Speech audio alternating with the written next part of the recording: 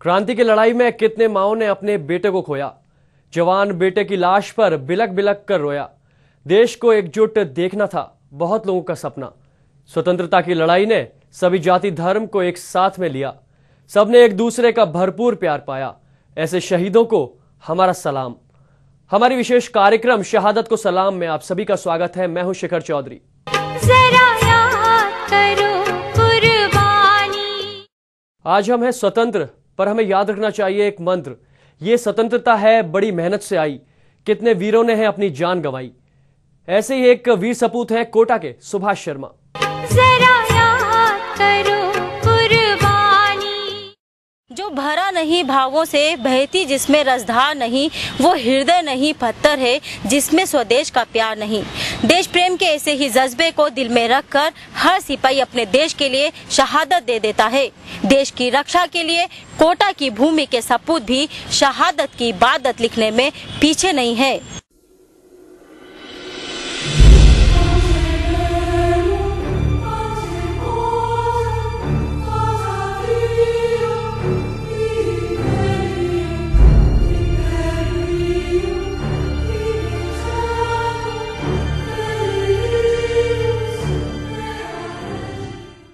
Terror of terror यानी भय का भी भय कहे जाने वाले आतंकी संगठनों में खौफ के कारण पीटर के नाम से मशहूर बीएसएफ के कप्तान सुभाष शर्मा की शहादत से कोटा की भूमि गौरवान्वित है।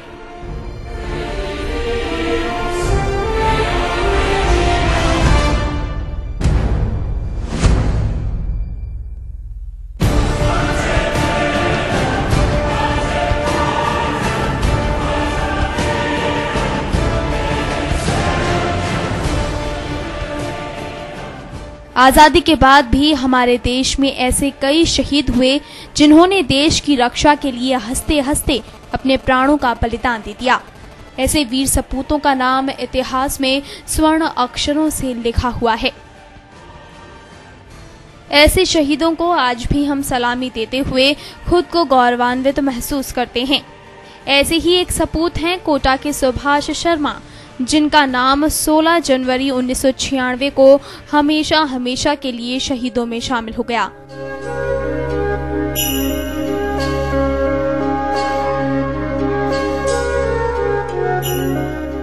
सीमा सुरक्षा बल में कैप्टन सुभाष का पदस्थापन मालवा, आसाम, पंजाब, दिल्ली और श्रीनगर में रहा।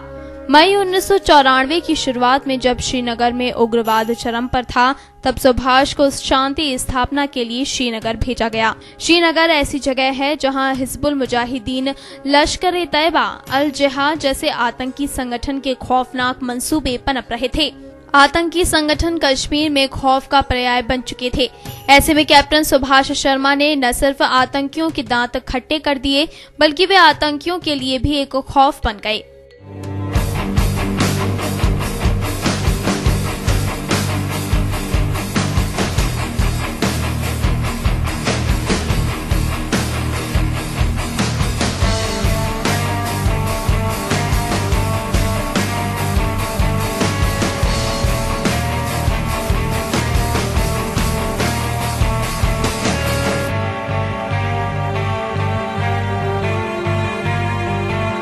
श्रीनगर में जाते से पहले दिन से मुझे समझ आ गया कि दूर से हम जो श्रीनगर बोलते थे, कश्मीर बोलते थे, झीलों की नगरी, घाटी, जो भी सुंदरता बोलते थे, पर वहाँ तो बहुत खौफ है।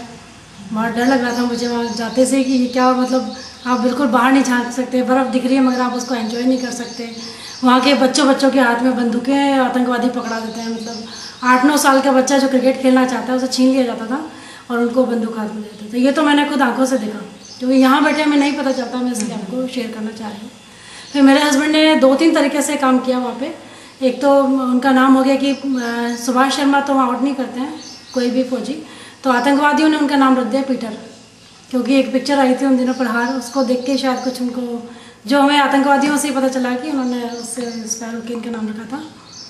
तो इन्होंने एक तो जो छोटे छोटे बच्चे थे उनको बुक साथ में दी देशभक्ति की, एक चॉकलेट साथ मिल जाते थे, कोई बॉल ले जाते थे, क्योंकि बहुत छोटे बच्चे थे तो उनको। और एक तरफ तो आतंकवादी उनको बोलते थे कि जब भी कोई सैनिक दिखता है यूनिफॉर्म में तो उनको बोलो तुम काफिर हो, और ये कहते थे कि नहीं अपन हिंदुस्तानी हैं, हम हिंदुस्तानी हैं। तो ये चीज़ मुझे इनकी बहुत अच्छी लगती थी कि मतलब तुम एक तरफ तो इतने हार्ड हो बिल्कुल हार्डकोर अफसर बोलते थे इनको सब लोग। और एक बच्चों के सामने जब आप जाते तो बिल्कुल ही उनको इतने प्यार से उनके साथ खेलने लग जाते थे, 10 मिनट भी मिल रहे हैं, जबकि चारों तरफ से बंदूकों का साया। क्योंकि कहते थे कि जितना मेरा यहाँ का टाइम पीरियड है मैं इन बच्चों का दिल जीतना चाहता हूँ, उनको लगे कि यूनिफॉर्म वाले अपने ही हैं, देश वाले हैं। ये इन्होंने किया। फिर क्या हुआ कि इन्होंने इतने आतंकवादी पकड़े, बड़े से बड़े आतंकवादी पकड़े, जिसमें एक सबसे बड़ा तो मिट सूफी था जिसने 250 लोगों को मारा था अपने देशवासियों को। वो इनका मेन टारगेट था, उसको मारा था इन्होंने। तो हिट लिस्ट में इनका नाम आ गया। तो जितने भी ये हिजबुल मुजाहिदीन है, लश्कर है, तोयबा है, इन्होंने सोचा कि इस अफसर को खरीदते हैं हम लोग। तो क्योंकि इनके पास यही टारगेट रहता है कि उस पैसा शायद कोई हमारे हाथ में आ जाएगा। पर सुभाष शर्मा तो बहुत ज़्यादा ईमानदार थे। ये मुझे तब जाके और पता चला। ठीक है, पता नहीं चलता ऐसे घर में बैठे कि कौन कैसे है, पर वक्त पर ही हम जान सकते हैं। तो आतंकवादी बोलते थे कि आप एक आतंकवादी को छोड़ोगे तो मैं तुम्हें 5 लाख रुपये दूंगा। और वो सबसे बड़ी बात थी कि उस वक्त हम लोग नॉर्मल सी सिंपल सी फैमिली से थे, बैकग्राउंड कोई बहुत पैसे वाला नहीं था। तो हम लोगों को 4 या 5 लाख रुपए की जरूरत थी, क्योंकि हस्बैंड पायलट का कोर्स कर रहे थे। इनके मदर नहीं है, फादर भी थोड़ा सा डिस्टर्ब थे उस टाइम पे, तो पैसा उतना नहीं था। तो उन्होंने पूरा जीपीएफ से पैसा निकाल रहे हैं, कभी कहाँ से कोशिश कर रहे हैं, कभी समाज से कोशिश कर रहे हैं कि जल्दी से लौटा देंगे हम, जैसे भी कर रहे थे कोशिश। पर जब आपको दिन भर आतंकवादी आके बोल रहे हैं कि आप 5 लाख रुपये ले लो एक आतंकवादी को छोड़ने का, और मैं कहूँगी कि इतना आसान है ये काम, क्योंकि आप सुबह पकड़ो अंधेरे में छोड़ दिया लाके, यदि करना है तो। जैसा कि आज के देश में आप देख रहे हो कि कितना भ्रष्टाचार है। मतलब बाद ही तो खैर मैंने सफ़र किया, मैं आपको बताऊँगी अभी। पर उस वक्त उन्होंने मतलब एक ऑफर को ठुकराते चले गए, है ना। और सबसे बड़ी बात कि शायद कोई मेरी बात को ना माने, क्योंकि इस दुनिया में इतना झूठ है, और मेरे पास लिखित में सब कुछ है। उन्हीं दिनों फिर मेरे को बेटा होने वाला था, तो मैं कोटा आ गई थी लास्ट में, तो 4-5 महीने में कोटा थी। तब इनका एक लेटर आया कि मैंने मिट सूफी को मार दिया है, जो बहुत बड़ा आतंकवादी था, तो मेरे ऑनर में पार्टी दी जा रही है। और मुझे उन लोगों ने बहुत खरीदने को, ये सब कुछ एक लेटर में है मेरे पास, जो पत्रिका में एक बार शायद छप भी चुका है, कि कितना ईमानदार, डेड ऑनेस्ट, जिसको पैसों की सख्त जरूरत है उस वक्त तो पैसों को किस ढंग से ठुकराता है एक अफसर। ये मेरे लिए बहुत गर्व की बात है। कितने साल ड्यूटी? 3 साल इन्होंने। 3 साल जी। और उसी टाइम पर फिर लास्ट में जब ये बेटा मेरा 9 महीने का था, तब इनकी शहादत हुई थी इनकी। उस वक्त जब ये हुआ था इतने खुश थे कि मेरे को बेटा हुआ है, और पर वो खुशी मतलब बहुत जल्दी ही 9 महीने बाद ही ये शहादत को प्राप्त हुए थे। अपने असाधारण शौर्य और वीरता से सुभाष को 9 अप्रैल 1996 को डिप्टी कमांडेंट के पद पर पदासीन किया गया और उनकी पोस्टिंग श्रीनगर में हुई। श्रीनगर में शांति बहाली के लिए लगाए गए सुभाष शर्मा की कार्रवाई से आतंकी संगठनों में निराशा फैल गई। आतंकी संगठनों ने सुभाष को खत्म करने के लिए 30 लाख रुपए का इनाम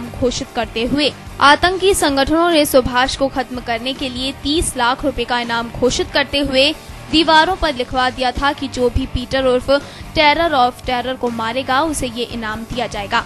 तब 16 अप्रैल 1996 की शाम जब सुभाष पेट्रोलिंग करके अपनी कंपनी की तरफ लौट रहे थे, तब एक साइकिल को बीच राह में खड़ा देखकर उनके मन में शंका हुई और वे साइकिल के पास पहुंच गए। सुभाष को ये एहसास भी नहीं था कि इस साइकिल में उनकी मौत छिपी है। आतंकियों ने पहली बार साइकिल पर ब्लास्ट करने का तरीका सुभाष के लिए तैयार किया था। सुभाष जब साइकिल के पास पहुंचे तो रिमोट से बम ब्लास्ट कर दिया गया।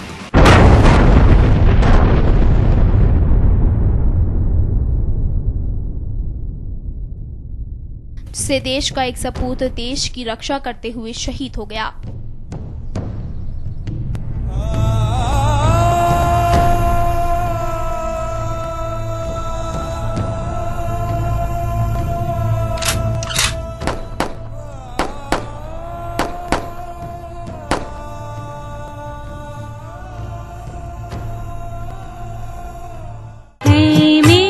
वतन के लोगों जरा आँख में भर लो पानी, जो शहीद हुए हैं उनकी जरा याद करो कुर्बानी।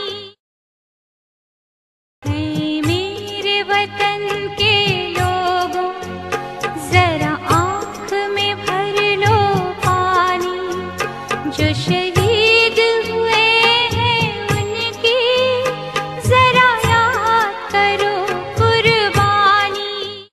दिया अंतिम सांस का, प्याला अंतिम प्यास का, वक्त नहीं अब हास परिहास उपहास का। कदम बढ़ाकर मंजिल छू लूं, हाथ उठाकर आसमां, पहर अंतिम रात का, इंतजार प्रभात का, बस एक बार उठ जाऊं, उठकर संभल जाऊं, दोनों हाथ उठाकर फिर एक बार तिरंगा लहराऊं। दुआ अंतिम रब से, कर्ण अंतिम एहसास का कतरा, अंतिम लहू का क्षण, अंतिम श्वास का। अपनी जान पर भी खेलकर देश की सीमाओं की सुरक्षा करने वाले जांबाज सैनिकों के लिए सरकार कई तरह की घोषणाएं करती है, लेकिन अनेकों बार ये घोषणाएं महज वाहवाही बटोरने का जरिया बनकर रह जाती हैं। शहीद होने के बाद भी कहीं युद्ध का सामना करना पड़ता है शहीदों के घर वालों को। जरा याद करो कुर्बानी। कैप्टन सुभाष शर्मा की शहादत से यह तो जाहिर है कि हमारे देश का सिपाही सीमाओं पर ही नहीं, आंतरिक सुरक्षा में भी अहम जिम्मेदारी निभा रहा है। लेकिन दुर्भाग्य की बात यह है कि शहीदों के परिवार और वीरांगनाओं को स्वाभिमान के लिए अपने ही सिस्टम से लड़ाई लड़नी पड़ती है। कैप्टन सुभाष शर्मा की वीरांगना बबीता शर्मा ने सरकार के नुमाइंदों को ही कटघरे में खड़ा कर दिया है।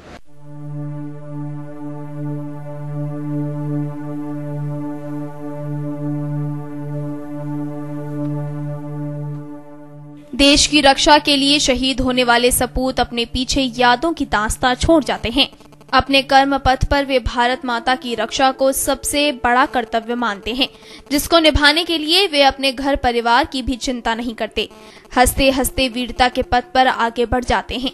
इन सपूतों की शहादत से ही हमारा देश सुरक्षित है और हम स्वाभिमान की जिंदगी जी रहे हैं। लेकिन इन सपूतों के परिवार को स्वाभिमान की जिंदगी जीने के लिए भी संघर्ष करना पड़ रहा है। योग ऋषि स्वामी रामदेव जी से ज्ञानी अवतारी। जय भारत। भारत माता की जय। भारत माता की जय। वंदे वीरांगनाओं की जय। देश के लिए शहादत देने वाले कोटा के सपूत सुभाष शर्मा की वीरांगना बबीता को अपने हक के लिए भी लंबी लड़ाई लड़नी पड़ी और इस लड़ाई में राजनेताओं की छवि को लेकर उनका अनुभव कड़वा रहा है।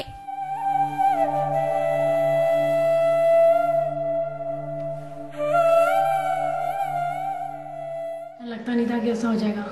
फिर जब उसके बाद एक हमारे यहाँ पे 20 अप्रैल को एक शादी थी 96 में। मेरी मौसी का एक ही बेटा है, तो मैंने कहा कि चलते हैं अपन। तो बोले कि नहीं, मैं इतनी जल्दी छुट्टी शायद ना भी मिले मुझे, तो तुम तो फ्लाइट से निकल जाओ, बच्चे को लेके, छोटा है वो, और 4-5 दिन बाद हो सकता है मैं कमांडेंट के साथ आता हूँ। तो ये बात थी 13 अप्रैल की। उस दिन इनका बर्थडे भी था, तो उस दिन मैं फ़्लाइट से निकल गई, फरीदाबाद आ गई। फरीदाबाद में शादी थी मेरी, कज़न की शादी थी। वहाँ आई, पीछे से नेक्स्ट डे मेरे मौसा जी जिनके बेटे की शादी थी, वो मुझे कुछ बता नहीं पा रहे थे कि क्या समस्या है। बस मैं अपने कपड़े तैयार कर रही थी, शादी में कुछ ड्रेस नहीं है, रेड कलर का मुझे ब्लाउज सिलवाना था। तो कुछ खबर ऐसी थी कि मौसी के पास, सबके पास आ चुकी थी, जो मेरे पास नहीं थी।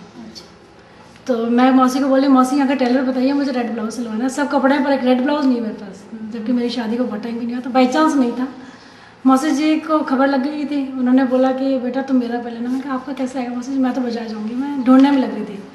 मौसा जी आए और आके बोलते कि अरे सुभाष जी के तो हाथ में लग गई। मैंने शायद सुभाष तो शायद एक ही घर में, कहाँ से, इनको कैसे पता चलेगा, कश्मीर तो बहुत दूर है एक्चुअली आम जनता से। तो फिर भी मन नहीं माना और सोचा कि एकदम से उत्सुकता दिखाऊंगी तो ऐसा नहीं हो कि ये छुपा ले कुछ, मैं हल्की सी भी लगी है तो क्यों छुपाया मुझसे। तो मैंने कहा मौसा जी कौन से सुभाष की बात कर रहे हो क्या? तो नजरें मुझसे बहुत छुपा रहे थे, क्योंकि शायद उनकी आंखों में आंसू थे। तो बोलते हैं अरे बेटा वो अपने वाले सुभाष जी। उनको क्या हो गया? अरे उनके हाथ में लग गई। हाथ में लग गई, फिर पता नहीं दिमाग में ये है कि बंदूक की गोली हाथ में लगी। तो अपन अपने आदमी को कभी भी लगता हुआ नहीं सोच सकते, तो ऐसा लगा कि शायद टच होके निकल गई। मेरे ख्याल जो है कि टच होके निकल गई। तो मैं कहा कि फिर मैं चुप होकर अपने काम करने लगी, मन तो लगना नहीं था। फिर माना नहीं, मतलब मैं शायद पीछे पड़ूंगी तो बताएंगे नहीं, शायद छुपा लेंगे। फिर पीछे पड़ी मैं, जबकि पूरे परिवार को पता चल चुका था कि क्या हो चुका है, मुझे नहीं पता था। मैंने कहा कि नहीं मौसा जी प्लीज़ बताओ ना कितनी लगी ढंग से, किससे बात हुई ये तो बता दो। कह रहे कोई कश्मीर से कोई ऑफिसर का फ़ोन आया था। मैंने कहा नहीं सुभाष जी का आएगा, सच बताओ ना। फिर मुझसे क्यों नहीं बात करी आपने जब उनका आया था? तो कहते कि बेटा उनसे बात नहीं हो पाई, अफसर से बात हुई है। तो मैं कहा तो सब मुझे जानते हैं, आपको थोड़ी जानते हैं, मैं बताते तो सही, मैं बात तो करती। कि मैं कहा अरे गोली समझते नहीं हो, बहुत ज़्यादा भी लग सकती है ऐसे, मतलब कब आएंगे, यहाँ आएंगे क्या, शादी में आ भी पा रहे कि नहीं आ पा रहे, छुट्टी मिली कि नहीं मिली, मतलब बहुत सारे क्वेश्चन थे मेरे पास। पर उनको तो सब